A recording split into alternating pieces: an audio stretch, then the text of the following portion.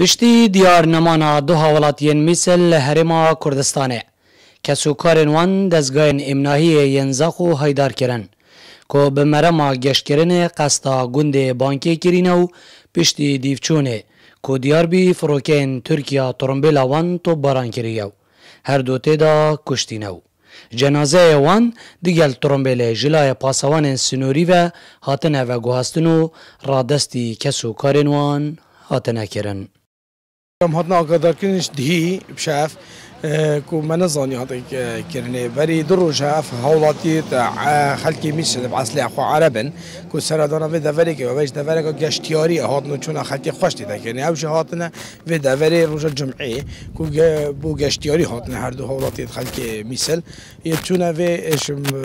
کو آل درباز من بالا شرانش الوی هاتنه قصب باران تو باران کردن کو هر دو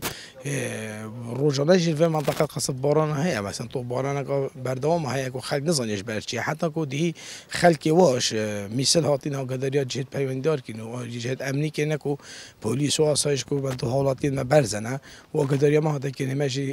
قدریا دوری همی هات کنه کو حالاتیا بکو برز من حادثه کربن مختار گنده مهاتی ساکن منطقه کوش گنده و وفات گنده بانکی کو زانی سیاره کل ویر دو جنازه اتدانه آگادریا ما کریا ماجی افریقا هماهنگی گل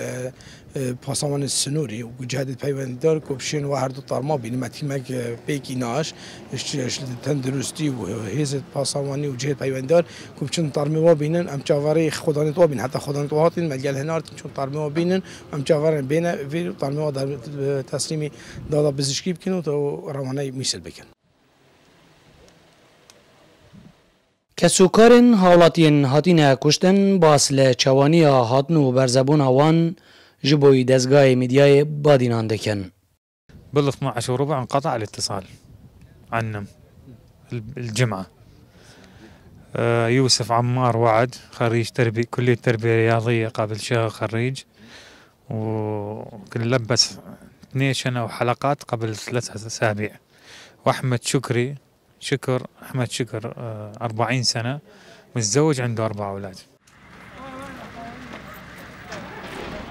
کسین هاتینه کشتن ده تو باران کرنا ترکیه دا لگنده بانکه خلک میسلنو ده تمن 3 سالی و 40 سالی داننو به مرما گشت و گذاره با ترمبیلا خو قصد جهن گشتیاری یندور آزاخو کربونو لبریا دروژان ابو یره چه ببو جبرن آرامی لوی دوره کس به هایدار نبویو تا ایرو به جنازه نواندنا و ترمبیل دا به کشتی هاتنه دیتن زیروانگولی با دینان